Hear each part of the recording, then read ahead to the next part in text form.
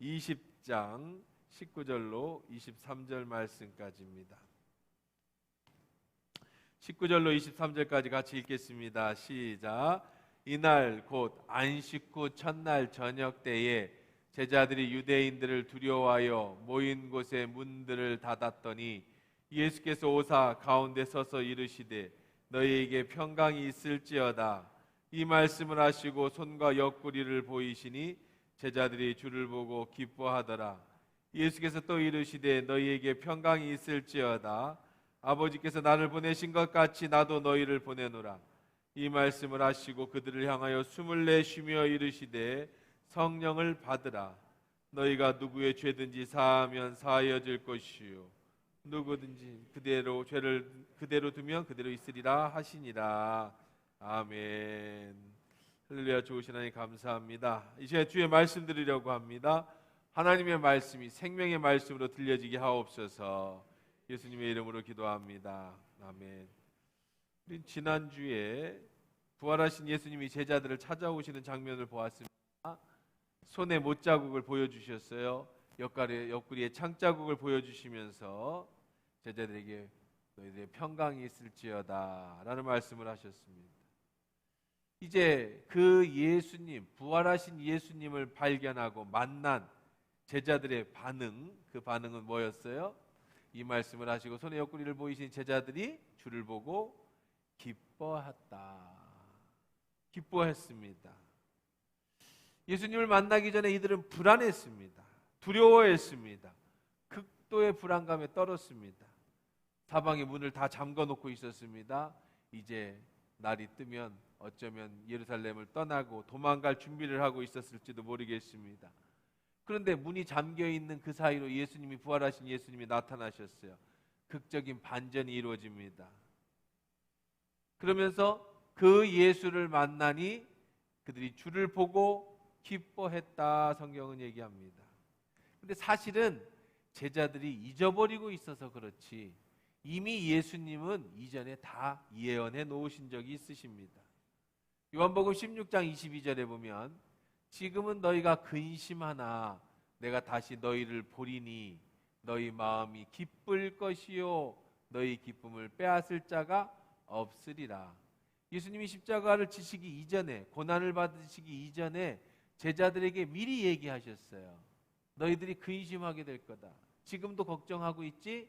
하지만 너희들이 나를 다시 보게 될 것이다. 그 마음에 기쁠 것이다. 너희 기쁨을 빼앗을 자가 없을 것이다. 그 예언한 대로, 말씀하신 대로 이 말씀을 하시고 손과 옆구리를 보이신 제자들이 주를 보고 기뻐하더라. 16장에 그 말씀을 하신 것이 그대로 이루어지는 장면입니다. 아주 중요한 말씀을 하시는데 너희 기쁨을 빼앗을 자가 없으리라 라고 말씀하십니다. 주님을 만나는 그 기쁨, 부활하신 주님을 만나는 그 기쁨은 아무도 빼앗지 못한다라고 성경은 얘기하고 있는 거예요. 기쁨을 빼앗기지 않는다. 여러분, 세상에는 기쁜 일이 참 많습니다. 아이가 성적을 잘 받아와 기쁩니다. 여행을 가서 좋고 맛있는 걸 먹고 좋은 걸 봐도 기쁩니다. 돈을 많이 벌어도 기쁩니다. 이렇게 세상에는요, 우리에게 기쁨을 주는 게 참 많습니다. 근데 그 기쁨은 추억으로 남습니다. 찰나예요. 잠시입니다. 그 시간이 지나가면 사라집니다. 근데 예수님이 이렇게 얘기하세요. 영원한 기쁨이 여기 있다. 그 기쁨을 너에게서 빼앗을 자가 아무도 없을 것이다. 그 기쁨이 무슨 기쁨이냐? 예수를 만난 기쁨. 부활의 예수를 만난 그 기쁨. 내 안에 부활의 예수가 여러분 가운데 임할 때 그 오는 그 기쁨. 지금 제자들이 두려움과 염려와 근심에 떨고 있을 때 부활하신 예수님을 만난 그 기쁨. 그 기쁨을 빼앗을 자가 없을 것이다. 주님은 그렇게 우리에게 말씀해 주고 계시는 겁니다. 세상의 모든 것은 잠시의 기쁨입니다.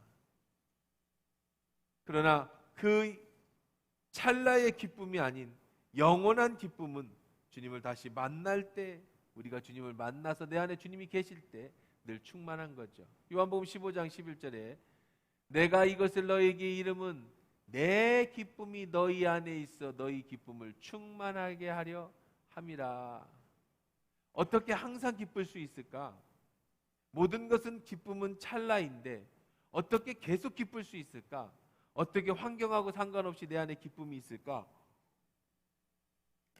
지난주에도 제가 그런 말씀을 드렸습니다마는 내 안에 기쁨이 충만할 수 있는 비결의 비밀이 여기 있습니다.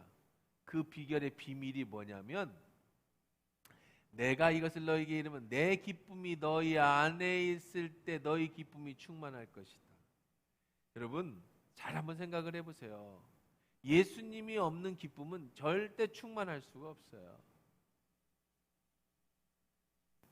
세상의 기쁨은요, 술을 먹어서 잠시 기쁠 수 있고요. 요즘에 마약 사범들이 많이 늘어났습니다. 오늘도 국회의원 아들이 마약을 했다고 해서 또 자기가 직접 신고를 해가지고 나라가 발칵 뒤집혀졌습니다. 아주 지금은요, 우리나라 이제 심각하게 마약에 대해서 이제 나라가 큰 일을 치를 겁니다. 제가 예언하는데 1, 2년 안에 대한민국은 마약에 대해서 굉장한 어려움을 겪게 될 겁니다. 이제는 아이들까지도 마약이 막 퍼지기 시작했어요. 옛날에는 연예인들이나 아니면 특별한 사람들이 한둘이 하는 것이었다면 지금은 이제 누구나 접하게 되는. 왜? 잠깐의 마약이 나를 기쁘게 해주기 때문에 그래요. 그런데 어떻게 영원한 기쁨이 있을 수 있을까? 마약이 있는데 1시간 후에, 2시간 후에, 10시간 후에 깨는 게 아니라 죽을 때까지 기쁨으로 충만한 마약이 있다면 그건 마약이 아니에요. 그건 여러분이나 저나 다 맞아야 됩니다. 어떤 환경에도 상관없이 항상 기쁠 수 있고 항상 용기가 날 수 있고 힘이 날 수 있는 그런 마약이 있다면 그건 마약이 아닌 거죠. 그건 우리들의 삶이 되는 거죠. 죽을 때까지 이런 세상의 기쁨이 잠시 왔다 가는 것이 문제입니다. 그런데 예수님이 이렇게 얘기합니다. 내 기쁨이 예수의 기쁨입니다. 예수님의 기쁨이 내 안에 있어 너희 기쁨을 충만하게 한다. 내 안에 예수가 오시면 내 기쁨으로 충만한 게 아니라 예수의 기쁨으로 충만해지는 줄 믿습니다. 이게 능력이에요. 최고의 마약, 변하지 않는 마약, 깨지 않는 마약이 바로 예수 그리스도라는 거예요. 그분이 내 안에 오시면 우리는 영원토록 그 기쁨으로 충만하게 한다. 골로새서 1장 11절에서 12절 이렇게 얘기합니다. 그의 영광의 힘을 따라 모든 능력으로 능하게 하시며 기쁨으로 모든 견딤과 오래 참음에 이르게 하시고 우리로 하여금 빛 가운데에서 성도들의 기업의 부분을 얻기 위해 합당하게 하신 아버지. 하나님에 대해서 길게 설명해 놓고 있어요. 어떤 하나님이래요? 어떤 아버지래요? 영광의 힘이 따라 모든 능력이 능하신 아버지 하나님. 기쁨으로 모든 견디게 해주시는 아버지. 오래 참음에 이르게 해주실 수 있는 아버지. 우리로 하여금 빛 가운데서 성도의 기업의 부분을 얻기 위해 합당하게 해주신 아버지. 그 하나님께 감사하기를 원한다. 우리 안에 예수의 능력이 충만하면, 하나님의 능력이 충만하면 여기에 나오는 것처럼 능력으로, 기쁨으로, 모든 것을 견딜 수 있는 힘으로, 오래 참을 수 있는 모든 능력이 바로 예수 그리스도에게서 나오는 줄 믿습니다. 요즘 여러분 힘드시면은요, 어려우면은요, 여러분 안에 어느 순간에 기쁨을 잃어버리셨으면 다른 데서 기쁨을 찾으려고 하지 마세요. 예수로부터 기쁨을 찾으시기를 주의 이름으로 축원합니다. 여러분 안에 부활하신 예수가 임하면 내 능력이 아니라 그분의 힘으로 내 안에 기쁨이 충만한 거예요. 예수 그리스도의 은혜로 말미암아 즐거워하고 기쁨을 누린다고 성경은 말하고 있습니다. 왜냐하면 예수님이 내 안에 오셔서 나와 하나가 되기 때문에.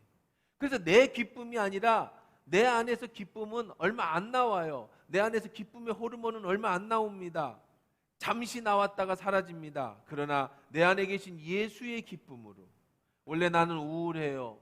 원래 나는 다 우울질입니다. 나는 기쁨이 없습니다. 나는 원래 연약합니다. 나는 원래 세상에 별로 그렇게 즐거움이 없습니다. 그런데 부활하신 예수님이 내 안에 기쁨이 임하시면, 내 안에 임하시면 내 기쁨이 아니라, 내 성품의 기쁨이 아니라 예수의 기쁨으로 충만해지는 거예요. 내 감정이 아닌 예수의 감정의 기쁨이 내 안에 나타나는 겁니다. 여러분에게 그 기쁨이 충만하길 주의 이름으로 축원합니다. 그러려면 해야 되는 게 부활하신 예수를 만나야 돼요. 만나야 내 안에 충만해지죠. 예수의 손에 못자국을 만져봐야 합니다. 옆구리를 쳐다봐야 합니다. 그래서 예수가 정말로 부활했구나라고 믿어질 때 제자들이 기쁨이 충만했어요. 예수를 만나기 전에는 불안하고 두려웠는데 예수를 만나자 제자들이 기쁨이 충만하고 평강이 임했던 것처럼 오늘도 예수를 만나야 해요. 그리고 예수님은 마리아에게, 막달라 마리아에게도 하셨던 말씀을 똑같이 제자들에게 하십니다. 그 말씀이 뭐냐면 예수께서 이르시되 너에게 평강이 있을지어다 두 번째 얘기하시고요. 아버지께서 나를 보내신 것 같이 나도 너희를 보내노라. 막달라 마리아에게 뭐라고 말씀하셨어요? 나를 만지지 마라. 그리고 어떻게 하라고 그랬어요? 내가 본 바를 제자들에게 가서 전해라. 막달라 마리아의 기쁨, 그 사랑으로 머물러 있지 말고 네가 가서 전할 때 내 사랑이 완성되어지는 거다. 오늘 제자들에게 말합니다. 두렵고 떨고 있습니다. 이제 내일이면 도망갈 준비를 합니다. 인생이 끝났습니다. 그런 제자들에게 평강이 있을지어다 말씀하시고 하시는 말씀이 아버지께서 나를 보내신 것 같이 너희도 내가 너희를 보낸다. 그러니 두려워하지 말고 당당하게 문을 열고 세상으로 나아가라. 이렇게 말씀하시는 거예요. 왜냐하면 내 속에 내가 있고 항상 너로 기쁨이 충만하게 해줄 거니까. 내가 너를 책임져 줄 거니까. 제자들이 왜 두려웠어요? 예수가 죽었기 때문입니다. 근데 제자들이 왜 기뻤습니까? 예수가 살아났기 때문입니다. 여러분 왜 슬프시고 왜 인생이 힘듭니까? 여러분 안에 예수가 죽었기 때문입니다. 그럼 우리가 어떻게 해야 인생에 참 기쁨이 항상 기쁠 수 있습니까? 예수가 여러분 안에서 살아나셔야 되는 줄 믿습니다. 그리고 살아난 다음에는 그 기쁨으로 멈춰 있지 말고 하나님이 예수를 보내신 것처럼 나도 너희를 보낸다. 마리아에게 사명을 다시 준 것처럼 제자들에게 사명을 다시 줍니다. 그것이 영원한 기쁨을 계속 유지하는 거예요. 세상의 기쁨처럼 잠깐 예수의 부활을 만나서 오래간만에 저도 지난주에 군대 간 아들을 오래간만에 만났습니다. 잠깐 만나는 기쁨이 아니에요. 내 안에 예수가 계속 계시면서 그분의 일을 감당할 때 오는 계속된 기쁨을 말씀해 주고 계시는 거예요. 여러분 정말로 예수가 믿어진다고 생각해 보십시다. 정말로 예수의 부활이 믿어진다고 생각해 보십시다. 여러분 그렇다면 여러분도 열심히 주님을 위해서 일하게 될 것입니다. 만약에 누군가가 이 회사에서 일하면 너의 미래를 책임져 줄 거다. 너의 결혼도 시켜줄 거다. 너의 노후도 책임져 준다. 그러면 열심히 일 안 할 사람이 어디 있겠습니까? 사람들이 왜 이직을 합니까? 사람들이 왜 불안해합니까? 지금의 젊은이들, MZ세대들이 왜 힘들어합니까? 미래가 불확실해서 그래요. 책임져 줄 사람이 없기 때문에 그렇습니다. 여러분 1부 예배 때는 제가 이걸 설명했어야 되는데 2부 때 한 40대, 50대 이상 되신 분들은 다 이 얘기를 들어봤을 거예요. 이거 뭐라고 그래요? 평생 직장. 한번 들어보셨죠? 우리 학교 다닐 때 평생 직장이라는 걸 배웠습니다. 이게 뭐예요? 일본이 산업화되면서 우리나라가 산업을 배워왔어요. 일본이 싫고 일본과 우리가 감정이 나쁘긴 하지만 그러나 많은 산업은 일본에서 배워왔어요. 우리가 일본 거를 가지고 와서 만들어내면서 한국 사회의 초반 기초를 다진 거는 이건 우리가 부인할 수 없는 일입니다. 근데 일본에는 이 개념이 있었어요. 평생 직장의 개념. 지금은 좀 많이 쇠퇴됐습니다. 그게 한국 사회에 막 개발되어 60년대, 70년대, 80년대 초반에 90년대까지 우리는 이 평생 직장이라고 하는 것을 한국 사회에도 적용을 해서 물론 중소기업은 힘들었겠지만 이런 좀 대기업들은 큰 기업들은 노동자가 됐든 아니면은 블루 하여간 누가 됐든 노동자가 됐든 고용자가 됐든 상관없이 이 회사의 직장에 들어가면 평생 직장이라는 개념을 가지고 일을 했습니다. 우선 사택을 내줍니다. 그렇죠? 그 다음에 뭐를 줬어요? 노후연금을 더 줬습니다. 그리고 또 뭐를 해줬어요? 자녀들의 학자금을 대학 등록금까지, 좋은 대학, 좋은 직장은 3명까지도, 뭐 4명까지 모든 학생들 다 대주기도 했습니다. 또 결혼을 한다고 하면 결혼 자금을 무이자로 구워주기도 했습니다. 그래서 옛날에는 참 지금의 아이들이 불안한 게 그런 이유가 있어요. 아이를 많이 못 낳는 이유가 그런 게 있습니다. 70년대, 80년대 우리나라 산업화가 막 일어날 때에는요, 우리 아버지 때, 저희 뭐 형님 때, 저희 때도 물론 옛날에 그랬지만 지금은 이제 많이 달라졌습니다. 그때는 어느 직장에, 좋은 직장에 들어가면 집도 주고 아이들 학자금도 대주고, 그래서 평생 직장이라고 하는 이름이 가졌어요. 그러면 기업이 왜 그렇게 해줬습니까? 대신에 뭐 해라, 너는? 밤낮 없이 일해라, 야근해라, 특근해라, 직장에서 힘들고 어려워도 참아라. 왜? 이 직장을 떠나면 집 잃고 아이들 대학 학자금 못 얻고 연금 끊어지고 의료보험 끊어지고 사대보험 끊어지니까 우리는 싫든 좋든 여기에 매여서 열심히 일해야 됐습니다. 이것을 갖다가 평생 직장이라는 말을 했죠. 근데 시대가 많이 달라졌습니다. 지금은 무한경제, 요즘 일본에서 왔던 산업화의 그런 시작이었다면 이제는 서구화, 이제 서양에서 오는 개인주의가 이 나라에 들어왔습니다. 이제는 철저하게 연봉주의로 바뀌었어요. 회사도 능력 있는 사람을 쓰겠다. 능력 있는 사람은 내가 더 좋은 회사가 있다면 얼마든지 이직하겠다. 회사도 능력 없으면 가차없이 자르겠다.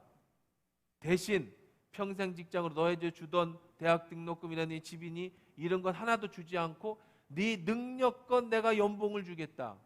이런 시대로 사회가 바뀌었습니다. 할 수 있는 사람은 더 주고 못하는 사람은 낙오되는 시대.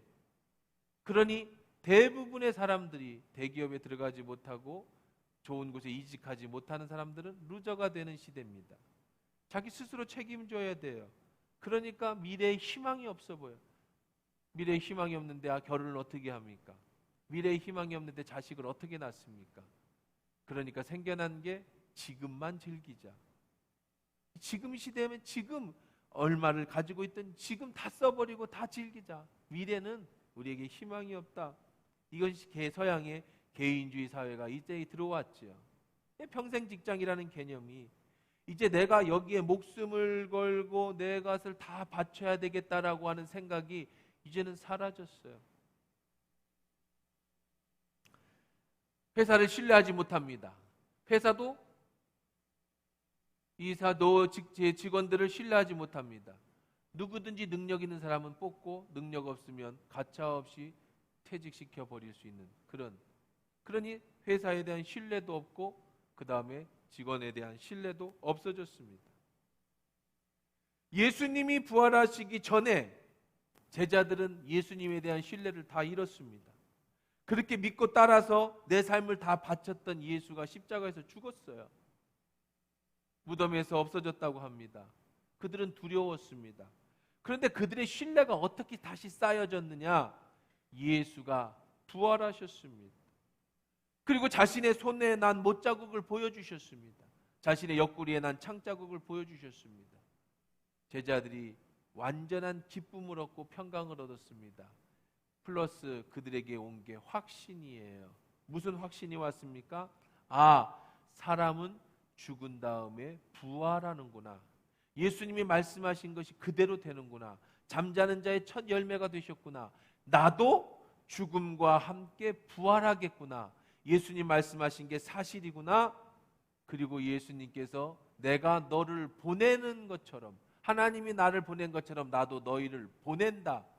그냥 보내지 않지요? 책임져서 보냅니다. 평생 직장의 개념처럼 우리는 평생 직장의 개념이 사라진 시대지만 단 한 가지, 하나님은, 예수님은 평생 여러분을 책임져 주시는 줄 믿습니다. 그때 제자들이 비로소 안심했어요. 두려워하지 않았습니다. 지금 아이들이 힘든 게 미래에 대한 불확실성 때문에 그렇다면, 미래가 보장되어져 있다, 너의 평생을 보장해 주겠다, 아니 제자들이 확실하게 얻은 게 뭐예요? 너의 죽음 이후의 삶도 보장해 주겠다. 이 땅의 삶이 전부가 아니다. 그 후에는 나처럼 너도 부활할 거다. 그리고 너에게 내게 많은 일을 맡겨줄 거라는 것을 눈으로 직접 보게 됩니다. 그러자 그들의 인생이 완전히 달라진 겁니다. 그리고 예수님이 그들에게 사명을 불어 넣어주시는 거죠. 우리는 미래에 대한 소망이 있을 때 오늘의 어려움을 이겨낼 수 있는 거죠. 내 인생을 책임져주는 사람이 있을 때 우리는 헌신할 수 있는 겁니다. 인생의 가장 두려운 것이 죽음인데, 죽음 이후의 삶도 책임져 주시는 예수 그리스도를 믿을 때에 우리의 삶은 안정적이어지고, 그런 예수가 내 안에 계실 때 우리 안에는 참된 평안이 끝까지 유지되어지는 줄 믿습니다. 예수님은 단순히 평안하라고 말씀하지 않습니다. 단순히 기뻐하라고 말씀하지 않습니다. 내가 너에게 평안을 준다고 말씀하시고, 내가 너에게 기쁨을 준다고 말씀하시고, 내가 너를 보낸다고 말씀하시는 거예요. 예수님은 천지를 창조하신 하나님이십니다. 그분이 나를 이 땅에 보내신다. 하나님이 예수를 보내신 것처럼 나도 너희를 보낸다. 여러분, 천국 영원한 나라까지 안전하게 이 땅에서 살 수 있도록 책임져 주시는 줄 믿습니다. 이 사실이 믿어지면 오늘 우리는 최선을 다해서 주를 위해서 일할 수 있는 거죠. 무엇이 있으니까? 미래에 대한 보장이 있으니까. 이게 안 믿어지면 여러분 주를 위해서 일하지 못할 겁니다. 이게 안 믿어지면 여러분 주의 영광을 위해서 살지 못할 겁니다. 아주 간단한 얘기입니다. 믿음은 천국에 가는 건데, 그 믿음이라는 것은 교회 다니는 걸 얘기하지 않습니다. 여러분이 무엇을 믿는 거냐? 예수가 부활했다는 사실을 믿는 거고, 그리고 영원한 천국이 있다라는 사실을 믿는 거고, 우리도 그 후에 심판이 있을 것이고, 부활을 한 후에 우리가 이 땅에 수고한 대로 갚아줄 것이라는 사실을 믿는 게 믿는 거예요. 그 사람만 천국에 가는 겁니다. 그 사람은 열심히 일할 겁니다. 영원한 천국의 상급을 위해서 이 땅에 주어진 하나님의 축복을 바라보면서. 믿음이 없으면 믿음이 없는 대로, 적게 있으면 적게 있는 대로만큼 헌신하는 거예요. 여러분이 믿는 만큼 헌신하게 되어 있습니다. 우리 신앙은 여러분이 믿는 만큼 헌신하게 되어 있어요. 지난주 대신방을 하면서 우리 장로님과 이런 대화를 나눈 적이 있습니다. 우리 아들이 군대 가서 군대 간 이야기를 하면서 한국 군인과 미국 군인들의 이야기를 비교해 봤어요. 한국 군인은요, 징병제입니다. 1년 6개월. 저도 우리 아들이 군대 가는 바람에 1년 6개월인 걸 지금 알았어요. 모르는 사람 대부분 모르죠. 1년 6개월, 짧다면 짧고 길다면 길지만 징병제입니다. 옛날 우리 군대에 있을 때 늘 하는 얘기, 남자들은 다 하는 얘기야. 국방부 시계는 돌아갑니다. 그냥 지금 뭔 짓을 하고 있어도 국방부 시계는 언제로 향해서 가고 있어요? 나의 제대 날짜를 향해 가고 있어요. 그러니까 군대는 뭐예요? 요령입니다. 어떻게든지 잘 버티고 어떻게든지 시간만 잘 보내서 나가면 돼요. 그래서 군대는 요령이라는 얘기가 우리 군대 생활에서, 열심히 할 것도 없어. 그런다고 시간이 빨리 가지 않아. 열심히 한다고 해서 돈을 더 주지도 않아. 버티면 되는 게 군대예요. 근데 미군들은 재미있죠. 미군들은 보면 군기도 없어 보입니다. 그냥 지들끼리 상사고 하사고 상관없어요. 농담 따먹게 하고, 뭐 저기 무슨 군 기강도 없어 보입니다. 그런데 재미있는 거는 미군들은요, 일과가 끝나면 너도 나도 할 거 없이 달려가서 체력 단련을 해요. 몸 만들기를 합니다. 왜 할까요? 자기들이 뭐 이런 육체미 선수가 되고 싶어서 미군들이 원래 힘이 남으니까 하는가요? 전혀 그렇지 않습니다. 미군들도 다 쉬고 싶지요. 그런데 미군들은 징병제가 아니라 모집제입니다. 직업군인들이에요. 이들은 자기 체력이 곧 돈입니다. 자기 체력이 곧 뭐예요? 다음에 진급이 되는 거예요. 열심히 체력 단련을 하지 않고 체력 시험에 떨어지면 진급을 못합니다. 떨어지면 월급이 떨어집니다. 아니면 제대를 해야 됩니다. 그러니까 누가 시키지 않아요. 어떻게든지 자기 스스로 살아남으려고 하는 프로근성을 가지는 거예요. 프로야구 선수든지 프로축구 선수든지 프로 선수들도 마찬가지입니다. 지금 같은 겨울철, 이제 봄 시즌이 시작됩니다만은 뭐 겨울 시즌이 있고 봄 시즌이 그런 종목마다 다르겠지만 비시즌 경우에도요, 프로들은 시키지 않습니다. 자기들이 몸을 만듭니다. 왜 그렇죠? 시즌이 시작되어지면 자기가 비시즌 기간에 만든 몸을 가지고 열심히 일하면서 좋은 성과를 내야 되고, 그것이 곧 뭐에 해당돼요? 연봉에 해당되어지고, 이 잘 좋은 성과가 다른 팀으로 이적할 수 있는 이적비를 벌 수 있고, 그로 인해서 자기 몸값을 올리는 거예요. 무엇을 바라보고 그들은 스스로 합니까? 미래의 확실성을 가지고. 근데 한국 군인들은 왜 그거하고 상관없이 시간 되면 끝나니까. 이게 모집병과 징집병의 차이 있는 거죠. 우리도 마찬가지입니다. 여러분의 신앙이 마치 징집병인 것처럼 그냥 코 꿰가지고 교회 끌려오는 사람들이 있어요. 예수를 믿어도 기쁨이 없어요. 주일날 나가서 예배는 드리지만 잠깐 앉았다 가는 거예요. 이것이 내 삶에 크게 영향을 끼치지 않습니다. 왜 그럴까요?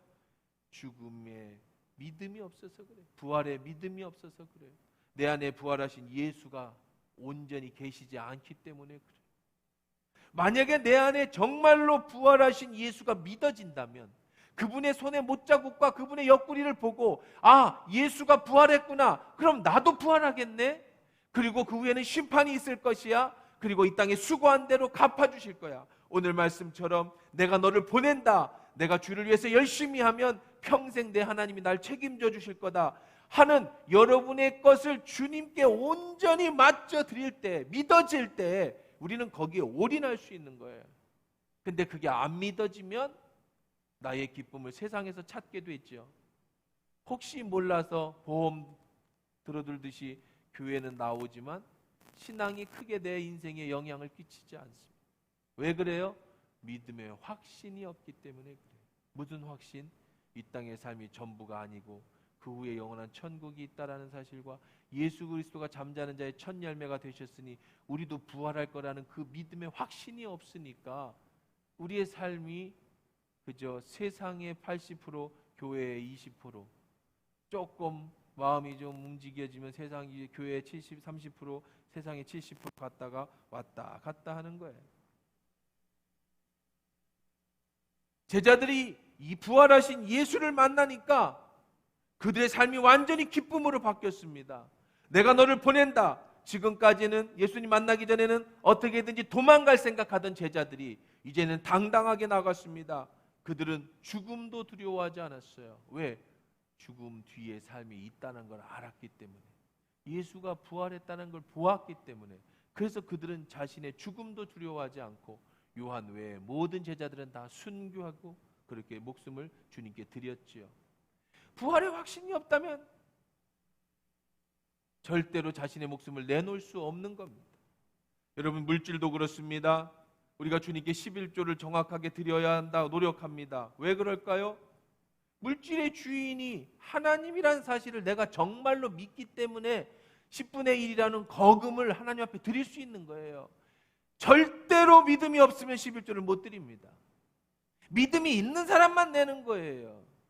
이 주님이 이 땅에 사는 동안에 갚아줄 거고 책임져 줄 거라는 믿음이 있으니까 드리는 거죠. 믿음이 없이는 드릴 수가 없습니다.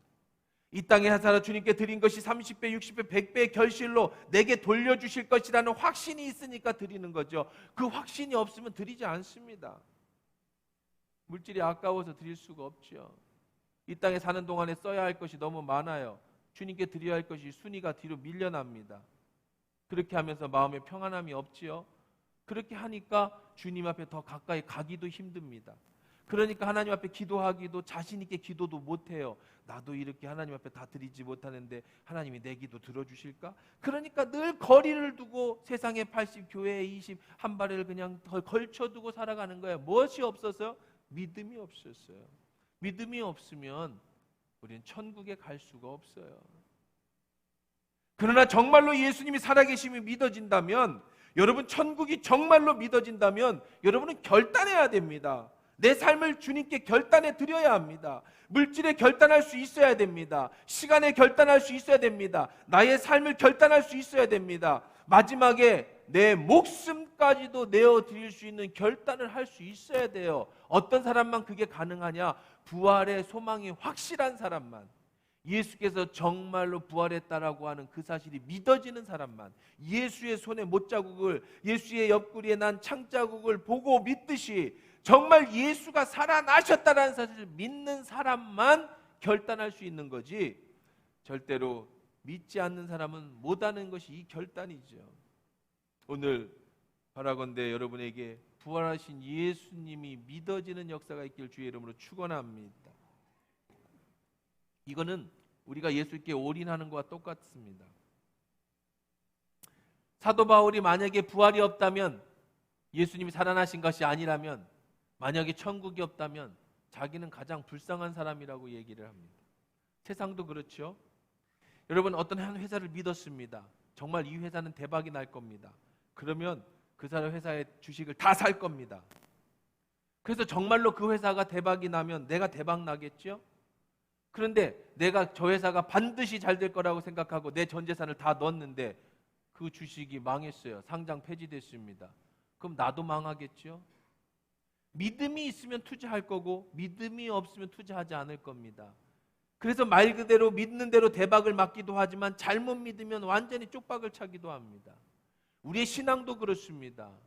믿느냐 안 믿느냐 두 가지만 있어요. 믿을 때도 있고 안 믿을 때도 있고, 믿을 것 같기도 하고 안 믿을 것 같기도 하고, 이건 맞는 것 같기도 하고 안 믿는 것, 이런 건 없어요. 그냥 예수님이 믿어지면 믿는 거고 안 믿어지면 안 믿는 거죠. 근데 우리는 착각하고 있어요. 안 믿으면서 믿는 거라고 착각하고 있어요. 그냥 보험 들어듯이 한 발자국 내놓고 있는 거예요. 그런 건 없어요. 그래서 사도 바울은 고린도전서 15장 14절에서 19절까지 이렇게 말씀하고 계십니다. 고린도전서, 제가 찾겠습니다. 오늘 오전에 해놨는데 옛날 성경을 올려놔드려서 적어놔서, 자, 한번 제가 읽어드리겠습니다. 15장 14절부터 제가 한번 읽어드릴게요. 그리스도께서 만일 다시 살아나지 못하셨으면 우리가 전파하는 것도 헛것이요, 또 너희 믿음도 헛것이며, 또 우리가 하나님의 거짓 증인으로 발견되리니 우리가 하나님이 그리스도를 다시 살리셨다고 증언하였습니다. 자, 처음부터 우리 12절부터 우리가 14절, 12절부터 읽어볼게요. 다시 읽어드릴게요. 그리스도께서 죽은 자 가운데서 다시 살아나셨다 전파되었거늘 너희 중에 어떤 사람은 어찌하여 죽은 자의 가운데 부활이 없다 하느냐. 자, 어떤 사람 중에 부활이 없다고 하는 사람이 있다는 거예요. 만일 죽은 자의 부활이 없으면 그리스도도 다시 살아나지 못하리라. 그리스도께서 만일 다시 살아나지 못하셨으면 우리가 전파하는 것도 헛것이요, 또 너희 믿음도 다 헛것이다.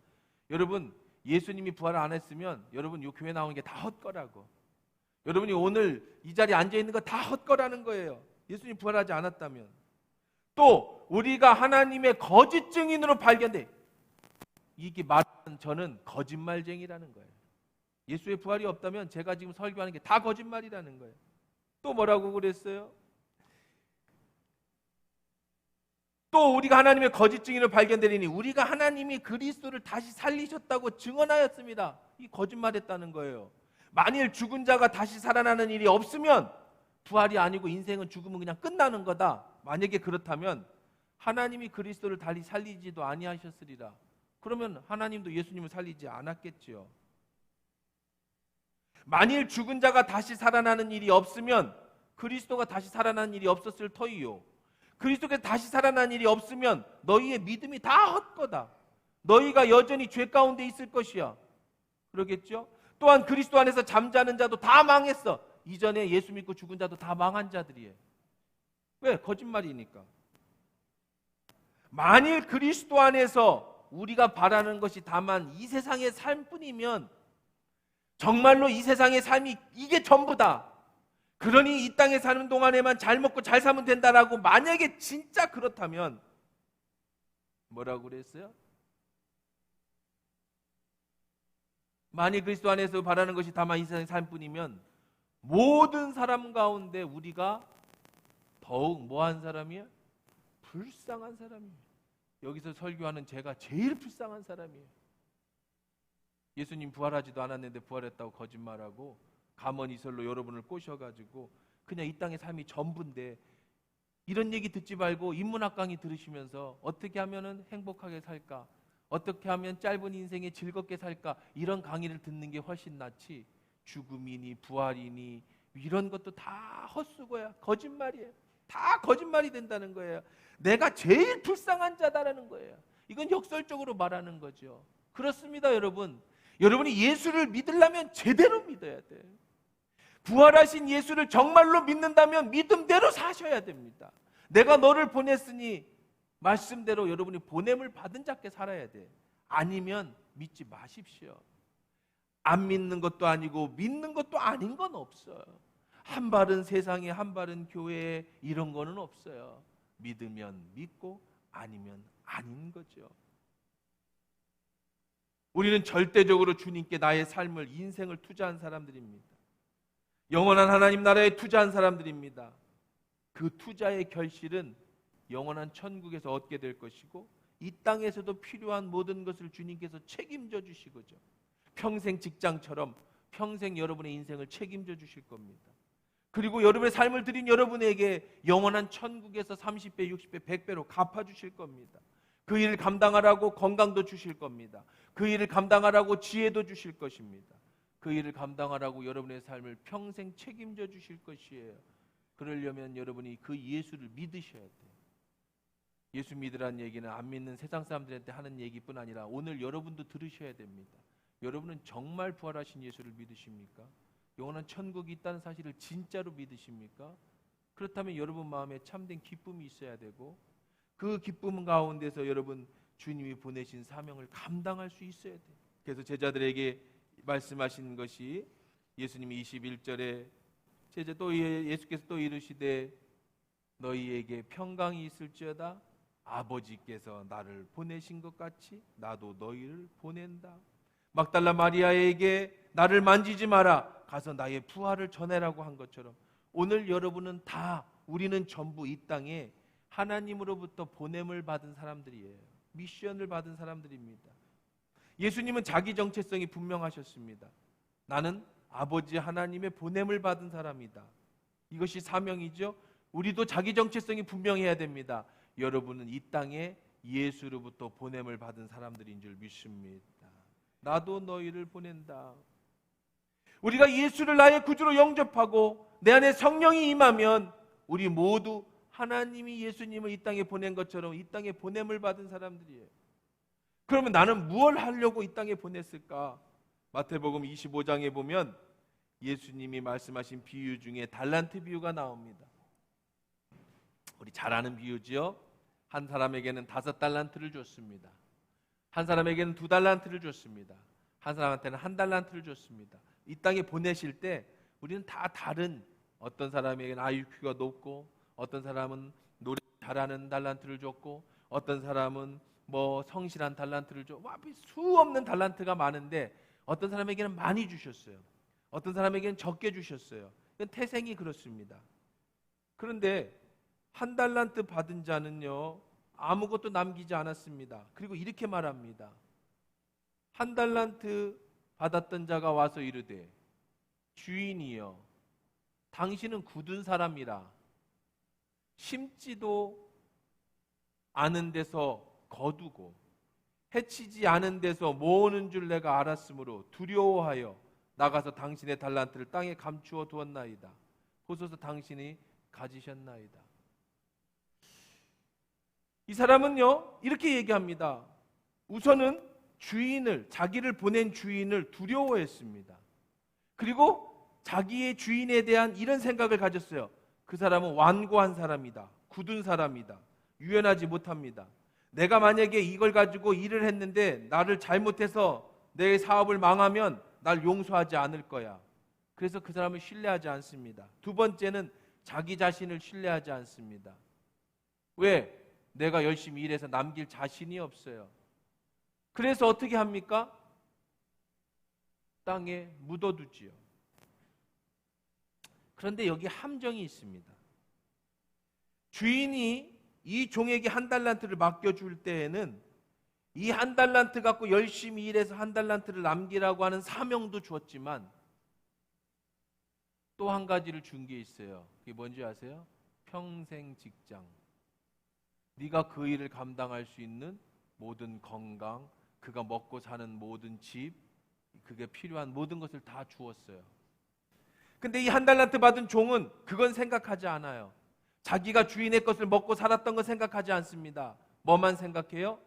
받은 것을 잃어버릴까 두려워서 묻어뒀지요. 그동안 뭐 했다는 거예요? 그러면 주인 올 때까지 자기 자신만을 위해서 살았다는 거예요.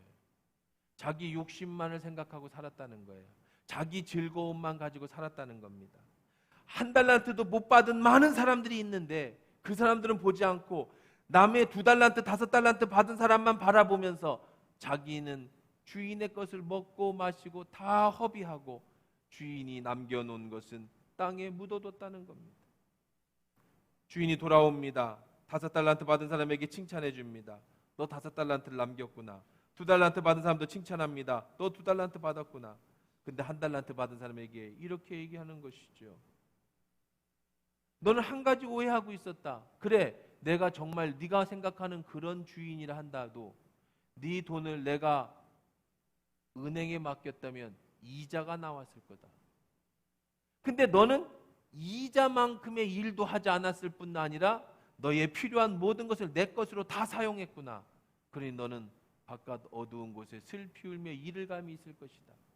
1달란트 받았다는 얘기는 오늘 예수 믿는 사람을 얘기하는 겁니다. 아예 달란트가 뭔지도 모르는 세상 사람들, 지금 프로야구 보고 들로 산으로 간 사람들은 이런 얘기는 들을 필요도 없고 듣지도 않을 겁니다. 오늘 앉아있는 여러분들에게 하시는 말씀입니다. 여러분이 1달란트든 2달란트든 5달란트든 상관이 없어요. 우리는 하나님께서 예수님을 보낸 것처럼 예수님이 우리를 보내셨습니다. 그러면 내게 받은 이 달란트를 가지고 하나님은 그 일을 감당하라고 여러분의 가정을 책임져 주셨고, 그 일을 감당하라고 여러분의 건강을 책임져 주셨고, 이 일을 감당하라고 여러분의 삶을 책임져 주셨다면 여러분은 그것을 가지고 열심히 주님을 위해서 일해야 돼요.